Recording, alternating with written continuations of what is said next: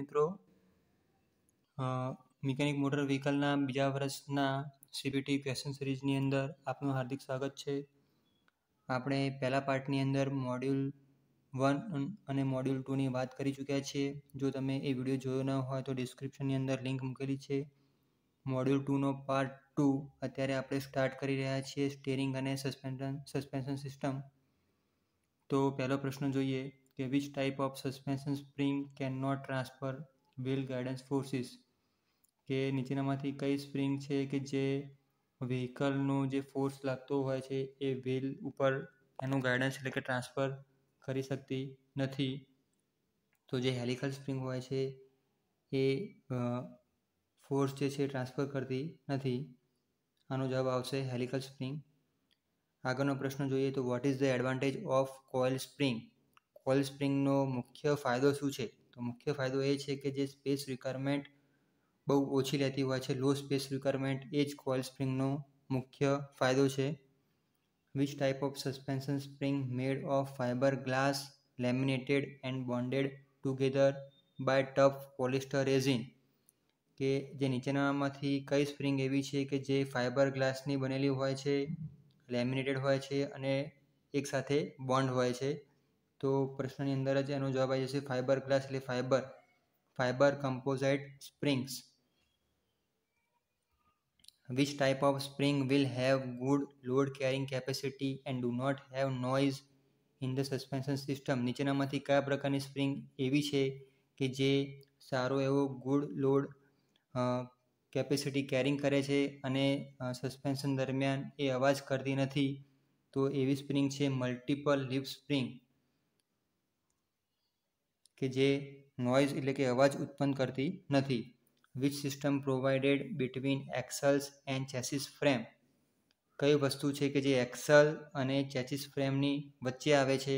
તો જે suspension system આપણે કહીએ છીએ એ એક્સલ અને ફ્રેમની વચ્ચે સેટ થશે. Which is not the function of suspension system. Suspension સિસ્ટમનું નીચેનામાંથી કયું કાર્ય નથી? તો સસ્પેન્શન સિસ્ટમ એ સ્ટીયરિંગ સ્ટેબિલિટી માટે કોઈ વધારો કરતી નથી, એટલે સસ્પેન્શન સિસ્ટમ એ it not increase steering stability, તો એ સ્ટીયરિંગ સ્ટેબિલિટીમાં વધારો કરશે નહીં, જે એનું કાર્ય નથી. Why light weight cars use low steering ratio, તો જે ઓછા વજનની ગાડીઓ હોય છે એનો સ્ટીયરિંગ રેશિયો કેમ લો હોય છે? તો એ ટુ ઓબ્ટેન લાર્જ સ્ટીયરિંગ ઇફેક્ટ આવશે. તો સ્ટીયરિંગ ઇફેક્ટ એ વધારવા માટે એનો જે ઓછા વજનની ગાડીઓ હોય છે એ લો સ્ટીયરિંગ રેશિયોનો ઉપયોગ કરતી હોય છે. એનું કારણ મુખ્ય જ છે કે જે લાર્જ સ્ટીયરિંગ ઇફેક્ટ. આગળનો પ્રશ્ન જોઈએ which angle helps in self centering of wheels after negotiating a turn.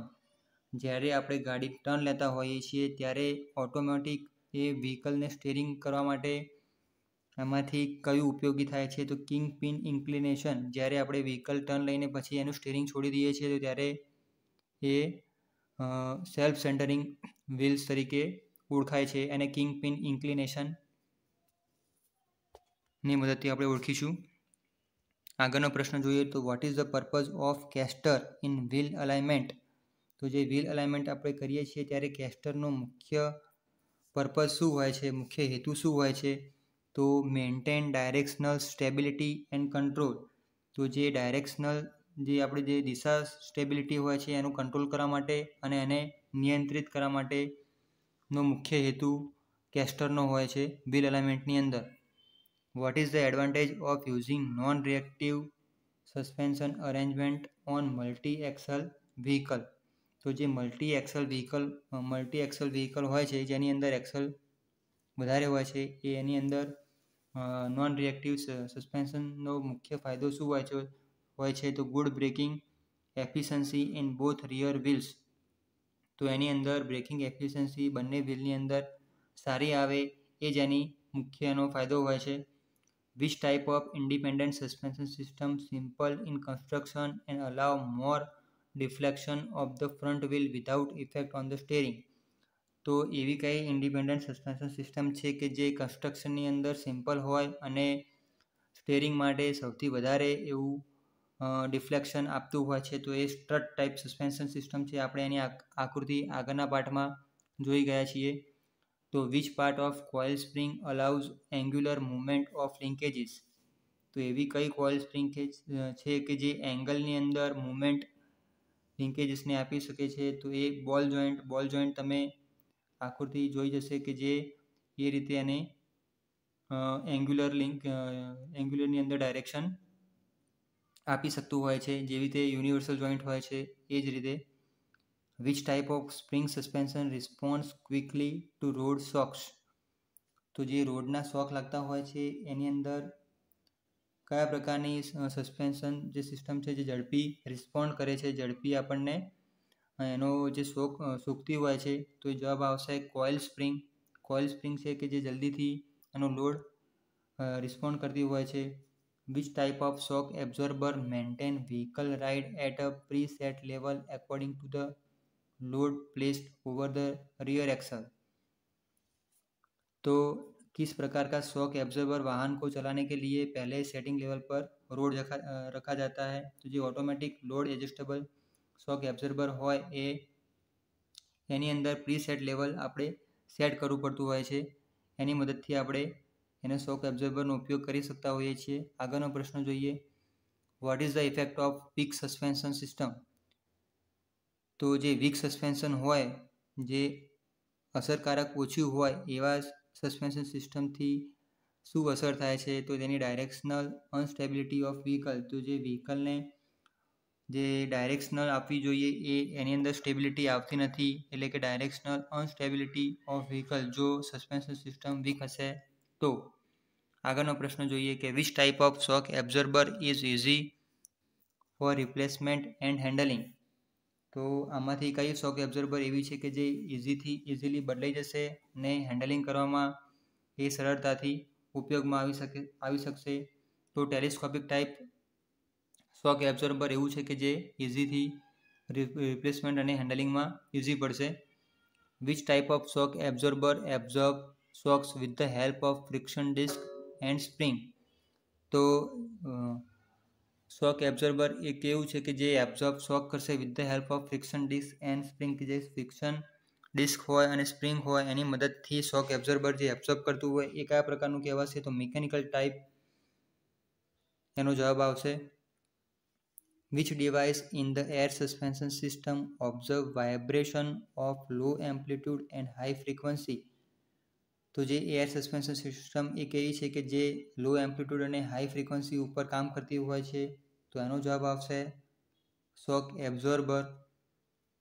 Wear the airbags are located in the air suspension system? તો જે એરબેગ હોય છે એ એર સસ્પેન્શન સિસ્ટમની અંદર ક્યાં લગાવેલી હોય છે? તો between Excel and vehicle Excel, between frame and vehicle Excel. તો ફ્રેમ અને વ્હીકલની જે એક્સલ હોય એની અંદર આ એરબેગ્સની અંદર એની જે સેન્સર હોય છે એ લોકેટ કરેલા હોય છે. What is the purpose of air suspension system? તો જે એર સસ્પેન્શન સિસ્ટમ હોય એનો મુખ્ય હેતુ શું હોય છે? તો used four levelling purpose. Level કરવાનો એનો મુખ્ય પર્પઝ હોય છે જે એર સસ્પેન્શન સિસ્ટમ હોય છે. તો આનો જવાબ આવશે used four levelling purpose. Vote is the disadvantage of independent suspension system? Independent suspension સિસ્ટમનો મુખ્ય ગેરફાયદો એ જ છે કે જેની મેન્ટેનન્સ કોસ્ટ હોય એ વધારે આવતી હોય છે. તો મોર મેન્ટેનન્સ કોસ્ટ એ એનો મુખ્ય ગેરફાયદો છે ઇન્ડિપેન્ડન્ટ સસ્પેન્શન સિસ્ટમનો. Vote is the advantage of using independent suspension system? તો જે ઇન્ડિપેન્ડન્ટ સસ્પેન્શન સિસ્ટમ છે એનો યુઝ કરવાથી મુખ્ય ફાયદો શું થાય? તો જેની જે સ્પ્રિંગ વેટ હોય છે એ ઓછી હોય છે, તો સ્પ્રિંગ વેટ ઇઝ લેસ આનો આન્સર આવશે. What is the disadvantage of rigid axle suspension system? તો રિજિડ એક્સલ સસ્પેન્શન સિસ્ટમનો મુખ્ય ગેરફાયદો શું છે? તો vibration damping is less effective. તો જે વાઇબ્રેશન ડેમ્પિંગ હોય છે એ એકદમ ઇફેક્ટિવ હોતું નથી. આગળનો પ્રશ્ન જોઈએ તો what is the advantage of using nitrogen gas in the tyre. તો ટાયરની અંદર આપણે નાઇટ્રોજન ગેસ ફિલ કરાવતા હોઈએ છીએ. એ કરાવવાનો મુખ્ય ફાયદો શું હોય છે? તો ઇન્ક્રીઝ ધ ટાયર લાઈફ, જે ટાયરની જે લાઈફ હોય છે એ વધી જતી હોય છે. What is the use of compact spare tyre. જે આપણે સ્પેર ટાયર રાખીએ છીએ, સ્પેર વ્હીલ રાખીએ છીએ ગાડીની અંદર, એનો મુખ્ય ફાયદો શું હોય છે? તો કે જે બ્રેકડાઉન થાય, પંચર થાય ये वक्त एनो यूज़ करता हुए तो यूज़ फॉर ब्रेकडाउन, टूटने के लिए उपयोग किया जाता है. Which rating indicate the braking capability of the tyre to the consumer. तो जो ब्रेकिंग कैपेबिलिटी है टायरनी कंज्यूमर સાથેની એ શું આમાં કહી શકાય? તો એ ટ્રેક્શન રેટિંગ છે, ટ્રેસિંગ રેટિંગ છે. What is the advantage of using run flat tyre. તો જે રન ફ્લેટ ટાયર હોય છે એનો એ રાખવાથી ફાયદો શું થતો હોય છે? તો કે જે સ્પેર વ્હીલ અને આપણે જેક ગાડીની અંદર રાખતા હોઈએ છીએ એ રાખવાની જરૂર પડતી નથી, કારણ કે જે રન ફ્લેટ ટાયર હોય છે એ પંચર પડતા પણ એ યુઝ કરી શકાતા હોય છે. એટલા માટે એની સ્પેર વ્હીલ અને જેકની જરૂર હોતી નથી. What will effect in case of overflated tyre. Overflated એટલે કે જે જ્યારે ટાયરની અંદર આપણે વધારે પડતી હવા ભરીએ તો એના કારણે ટાયરની અંદર શું અસર થાય છે? જ્યારે આપણે ટાયરની અંદર વધારે હવા ભરીએ ત્યારે આ રીતની અસર થાય, અને જ્યારે ટાયરની અંદર ઓછી હવા ભરીએ ત્યારે આ રીતની એની આકૃતિ આપણે દોરી શકીએ. તો આની અંદર પ્રશ્ન પૂછે છે, જ્યારે વધારે પડતી હવા ભરીએ ત્યારે tyre will wear out at centre. તો ટાયર સેન્ટરમાંથી વધારે ઘસાશે. What is the purpose of beads and plies provided in the tyre. તો જે ટાયર હોય છે એની અંદર બીડ અને પ્લાય કેમ પ્રોવાઈડ કરવામાં આવે છે? તો પ્રોવાઈડ સ્ટ્રેન્થ ટુ ટાયર. તો જે ટાયરની અંદર સ્ટ્રેન્થ વધારે મળી રહે એના માટે એની અંદર બીડ્સ અને પ્લાય આપણે પ્રોવાઈડ કરતા હોઈએ છીએ. What is the function of rim in the wheel construction. તો જે વ્હીલનું કન્સ્ટ્રક્શન હોય એની અંદર રીમનું મુખ્ય કાર્ય શું હોય છે? તો holds the tyre in correct position. કે જે ટાયરને હોય એ કરેક્ટ પોઝિશનની અંદર હોલ્ડ કરી રાખે એ એનો મુખ્ય હેતુ હોય છે રીમનો. What is the purpose of spokes provided in the wheel. વ્હીકલની ટાયરની અંદર જે સ્પોક્સ આપેલા હોય છે એ સ્પોક્સનું મુખ્ય હેતુ શું હોય છે? જે સ્પોક્સ અને જે વાયર હોય એને સ્પોક્સ કહેવામાં આવે છે. તો જે પ્રોવાઈડ એક્યુરેટ રાઉન્ડ્સ ઓફ રીમ. તો જે રીમ હોય એને રીમને એક્યુરેટ રાઉન્ડ્સ આપતી હોય છે. Where the tyre pressure sensor secured in the wheel assembly. તો જે પ્રેશર સેન્સર ટાયરની અંદર વ્હીલની અંદર એસેમ્બલીની અંદર લગાવવામાં આવે છે એ કઈ રીતે લગાવવામાં આવે છે? તો બોલ્ટેડ ટુ મેટલ વાલ્વ. તો એને બોલ્ટ કરેલી હોય છે મેટલ વાલ્વ સાથે. આગળનો પ્રશ્ન જોઈએ તો when the driver is warned of difference in tyre pressure. તો જ્યારે ટાયર પ્રેશરના કારણે જ્યારે વ્હીલ ઘસાઈ જતું હોય છે, વોર્ન આઉટ થતું હોય છે, તો ક્યારે એ ચેતવણી આપશે? તો જ્યારે difference in pressure exceed 30%. Difference in pressure exceed 30%, એટલે 30%થી જો વધારે એર પ્રેશર ઘટી જશે તો એ ટાયરને ઘસાવા માટે મદદરૂપ થશે. What will be the effect of negative camber excessive in wheel alignment. જ્યારે વ્હીલ અલાઇનમેન્ટની અંદર આપણે નેગેટિવ કેમ્બર રાખીએ તો એની અસર શું થશે? તો inner edge of tyre wear out faster. તો જે ટાયર હોય છે એની અંદરની સાઈડ ઇનર એજમાંથી એનો ઘસારો વધારે થાય છે જ્યારે નેગેટિવ કેમ્બર આપણે રાખતા હોઈએ છીએ વ્હીલ અલાઇનમેન્ટની અંદર. What is the disadvantage of excessive positive camber. તો જે પોઝિટિવ કેમ્બર આપણે જો રાખીએ વધારે પડતો તો એનો ગેરફાયદો શું થશે? તો ટાયરના બહારના ભાગમાંથી આઉટર એજમાંથી વધારે પડતો ઘસારો થવાની શક્યતાઓ હોય છે. તો જ્યારે આપણે પોઝિટિવ રાખીએ ત્યારે બહારની સાઈડથી ઘસારો થાય, અને જ્યારે વધારે પડતો નેગેટિવ કેમ્બર રાખીએ તો એ ઇનર સાઈડથી વધારે ઘસાય. એટલે આ બંને પ્રશ્નો યાદ રાખજો. How to rectify the defect of noise in hydraulic steering. તો જે હાઇડ્રોલિક સ્ટેરિંગ હોય તો એની જે ડિફેક્ટ હોય એના અવાજ ઉપરથી આપણે કઈ રીતે એને રેક્ટિફાય કરતા હોઈએ છીએ. તો તેની અંદર જે કરેક્ટ લેવલ હોય હાઇડ્રોલિક ઓઇલનું એ આપણે ફિલ કરવું જોઈએ અને એને જે બ્લીડિંગ કરવું જોઈએ ત્યારે રેક્ટિફાય આપણે એને કરી શકીએ અને ડિફેક્ટ રિમૂવ કરી શકીએ હાઇડ્રોલિક સ્ટેરિંગની અંદર. What is the cause of noise in steering? તો જે સ્ટેરિંગ હોય છે એની અંદર નોઇઝ થવાનું કારણ મુખ્ય શું હોય છે? તો presence of air in the fluid. તો જે એરના બબલ હોય ફ્લુઇડની અંદર એના કારણે નોઇઝ સ્ટેરિંગની અંદર આવતું હોય છે. એટલા માટે આપણે બ્લીડિંગ કરવું જોઈએ, એર બ્લીડિંગ કરવું જોઈએ. Why vibration damper are not used inside the helical spring. તો જે હેલિકલ સ્પ્રિંગો હોય છે એની અંદર આપણે વાઇબ્રેશન ડેમ્પર કેમ મૂકતા નથી? તો એનો જવાબ છે fitting and removing time consuming. તો એને ફિટ કરવું અને નીકાળવું, રિમૂવ કરવું એ બહુ વધારે પડતો ટાઈમ લેતો હોય છે. એટલા માટે આપણે વાઇબ્રેશન ડેમ્પર હેલિકલ સ્પ્રિંગની અંદર યુઝ કરતા નથી. Vote is the impact of larger scrub radius? તો જે લાર્જર સ્ક્રબ રેડિયસ હોય એનો મુખ્ય ઇમ્પેક્ટ શું હોય છે?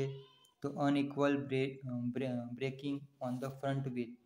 તો જે ફ્રન્ટ વ્હીલની અંદર બ્રેક જે સિસ્ટમ હોય એ અનઇક્વલ આવતી હોય છે. કોઈકવાર વધારે આવતી હોય, કોઈકવાર ઓછી આવતી હોય. તો મુખ્ય ઇમ્પેક્ટ લાર્જર સ્ક્રબ રેડિયસની એ જ હોય છે. Vote will be the effect of negative scrub radius? તો જ્યારે આપણે નેગેટિવ સ્ક્રબ રેડિયસ હોય ત્યારે વ્હીલની અંદર શું થતું હોય છે? તો wheel is cause to toe in. Toe in એટલે કે જે જ્યારે વ્હીલ અંદરની સાઈડ આ રીતે હોય એને ટો ઇન કહેવામાં આવે છે અને જ્યારે વ્હીલ આ રીતે બહારની સાઈડ હોય એને ટો આઉટ કહેતા હોઈએ છીએ, જે ટ્રેક્ટરની અંદર આપણે જોતા હોઈએ છીએ. આગળનો પ્રશ્ન જોઈએ. What causes abnormal tyre wear, tyre slip and poor steering stability? તો જે સ્ટેરિંગ માટે ટાયરનો ઘસારો થવો, ટાયરનો સ્લીપ થવો એનું મુખ્ય કારણ શું છે? તો ટો ઇન અને ટો આઉટ એ જ એનું જે ખોટું માપ હોય એ જ એનો જવાબ છે. એટલે incorrect toe in and toe out આનો જવાબ આવશે. Vote will the effect of unequal castor in the vehicle? તો વ્હીકલની અંદર જ્યારે અનઇક્વલ કેસ્ટર હોય ત્યારે એની ઇફેક્ટ શું થશે? તો વ્હીકલ એક દિશામાં વધારે પડતું ખેંચાશે. તો વ્હીકલ પુલ ટુ વન સાઇડ વ્હીલ. જ્યારે આપણે અનઇક્વલ કેસ્ટર અંદર ઇફેક્ટ હોય વ્હીકલની અંદર તો એ વ્હીકલને એક દિશામાં વધારે ખેંચશે. Why rubber buffer is provided in the main spring of suspension system? એટલે કે જે સસ્પેન્શન સિસ્ટમ હોય એની અંદર રબર બફર આપણે કેમ પ્રોવાઈડ કરતા હોઈએ છીએ? सस्पेंशन सिस्टम के मेल स्प्रिंग में रबर बफर क्यों दिया जाता है? तो protect chassis frame from heavy jerk. તો જે ચેચિસ હોય છે એને જે મોટા જર્કથી આવતા બચાવવા માટે આપણે જે રબર બફરનો ઉપયોગ કરતા હોઈએ છીએ. આગળનો પ્રશ્ન જોઈએ. Which factor affecting suspension? તો આમાંથી સસ્પેન્શનને અફેક્ટ કરતું ફેક્ટર આમાંથી કયું હોય છે? કે જ્યારે વોર્ન આઉટ સ્પ્રિંગ ઘસાઈ ગયેલી હોય ત્યારે એ સસ્પેન્શનને અસર કરશે. Vote is the type of defect? જે આકૃતિમાં જે ડિફેક્ટ દર્શાવેલી છે આ ડિફેક્ટ ટાયર ઉપર શું દર્શાવે છે? તો જે તમે અહીંયા આકૃતિમાં જોઈ શકો છો, અહીંયા સ્પોટ્સ થઈ ગયા હોય છે એ બોલ્ડ સ્પોટ વિયર તરીકે આ ડિફેક્ટને ઓળખાતી હોય છે. તો આનો જવાબ આવશે બોલ્ડ સ્પોટ્સ વિયર. પછી what is the type of defect in the tyre? તો આ ટાયરની અંદર જે ડિફેક્ટ દેખાય છે એ ફીધર એજ તરીકે ઓળખાય છે, કે જે એની ફીધર એની એજ ઘસાઈ જાય એટલે એને ફીધર એજ તરીકે ઓળખાય છે. What is the main cause for wear on one side of tyre?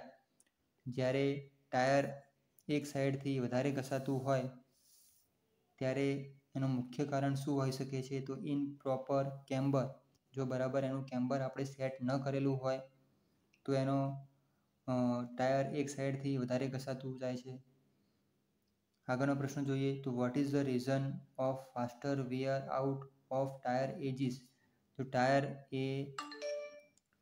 એ જો વધારે સાઈડમાંથી ઘસાતું હોય એજ ઉપરથી ઘસાતું હોય તો એનું મુખ્ય કારણ શું હોય? તો અંડર ઇન્ફ્લેટેડ ટાયર, કે ટાયર એ સાઈડમાંથી ક્યારે ઘસાશે? કે જ્યારે એની હવા ઓછી ભરેલી હોય, અંડર ઇન્ફ્લેટેડ હોય ત્યારે. આગળનો પ્રશ્ન જોઈએ. Why the alternator spokes are screwed to slope forward and backward towards the rim in the wire wheel. તો જે વાયર વ્હીલની અંદર અલ્ટરનેટરના સ્પોક સ્ક્રૂ કરેલા હોય છે ફોરવર્ડ બેકવર્ડ માટે, તો એ શાના માટે કરેલા હોય છે? To observe braking and driving torque. તો આનો જવાબ આવશે બ્રેકિંગ અને ડ્રાઇવિંગના ટોર્કને ઓબ્ઝર્વ કરવા માટે. What is the cause of poor self centering in a vehicle? Poor self centering વ્હીકલનો મુખ્ય હેતુ, વ્હીકલની અંદર શું કારણ હોય છે એનું? તો ઇમ્પ્રોપર વ્હીલ અલાઇનમેન્ટ. જેની કારણે પુઅર સેલ્ફ સેન્ટરિંગ હોય તો એનો જવાબ આવશે improper wheel alignment. What will the result of improper brake adjustment? તો જો બ્રેક એડજસ્ટમેન્ટ બરાબર ન હોય, ઇમ્પ્રોપર હોય, એનું રિઝલ્ટ શું હોઈ શકે છે? તો કે જે vehicle pulling to one side, વ્હીકલને એક દિશામાં લઈ જશે. What is the reason of steering wheel play excess? જો સ્ટેરિંગ વ્હીલની પ્લે વધારે પડતી હોય એનું મુખ્ય કારણ શું હોઈ શકે છે? તો ઇમ્પ્રોપર પ્રીલોડ ડિફેક્ટિવ સ્ટેરિંગ. આગળનો પ્રશ્ન જોઈએ. તો what is the cause of wheel wobbling? જ્યારે વ્હીલ વોબલ થતું હોય, વ્હીલ વોબલિંગ એટલે કે વ્હીલ ધ્રુજતું હોય, તો એનો મુખ્ય જવાબ શું આવશે? કે કિંગપિન ઘસાઈ ગયેલા હોય, કિંગપિન વોર્ન આઉટ થઈ ગયેલા હોય, જેથી કરીને કિંગપિન ઇન્ક્લિનેશન સેટ ના કરી શકાતા હોય. Why tyre wear found abnormal in the vehicle? તો જે ટાયર જે અસાધારણ રીતે ઘસાતા હોય એનું મુખ્ય કારણ શું આવે છે? તો ઇમ્પ્રોપર ટો ઇન અને ટો આઉટ. વ્યવસ્થિત રીતે જો ટો ઇન અને ટો આઉટ વ્હીકલની અંદર ન કરેલા હોય તો ટાયર હોય એ એબનોર્મલ રીતે ઘસાતા હોય છે.